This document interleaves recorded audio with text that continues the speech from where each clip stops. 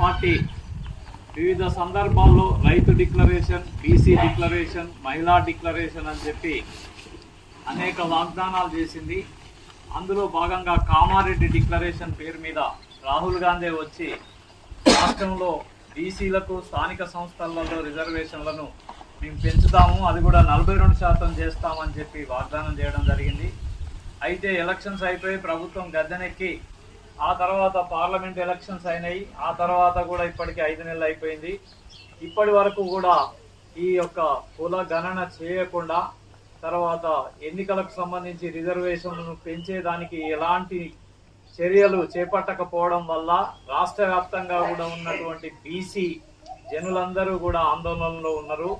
ఖచ్చితంగా బీసీ జనగణన చేస్తే అట్లాగే అందరి కులగణన చేసి ఈ యొక్క బీసీల రిజర్వేషన్లు పెంచాలనే ఉద్దేశంతో వాస్తవానికి మనకు 3 రోజుల క్రితం అంటే ఈ రోజు 4వ రోజు చాపర్తి కుమారస్వామి అట్లాగే ఇంకా హైదరాబాద్ లో ఇంకో 2 బీసీ మిత్రులు ఈ యొక్క ఆమరణ నిరాహార దీక్ష కూర్చోవడం జరిగింది.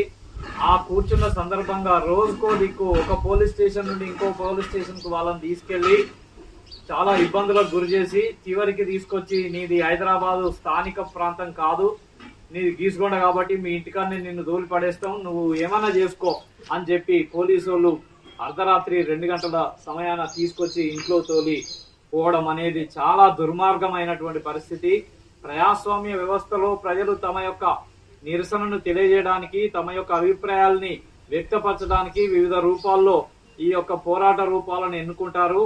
అది కనీసము ప్రజాస్వామిక హక్కు, అభిప్రాయాన్ని వ్యక్తం చేసేటువంటి హక్కు. దీన్ని కాలరాయడం అనేది చాలా దుర్మార్గమైనటువంటి పరిస్థితి. ఈ రోజు అనేక మంది హక్కుల సంఘాల వాళ్ళు కూడా ఇదే రకమైనటువంటి స్టేట్మెంట్ ఇచ్చారు. మెల్లమెల్లగా ఈ యొక్క ప్రభుత్వం యొక్క స్వరూప స్వభావం అనేది బయటపడుతున్నది. కానీ తొందరగా ఎట్టి పరిస్థితుల్లో కూడా ఈ యొక్క రిజర్వేషన్లు పెంచకుండా స్థానిక సంస్థల్లోకి పోనీయం అనేటువంటి పట్టుదల గ్రామీణ ప్రాంతాల్లో ఉన్నటువంటి జనాలందరికీ వచ్చింది.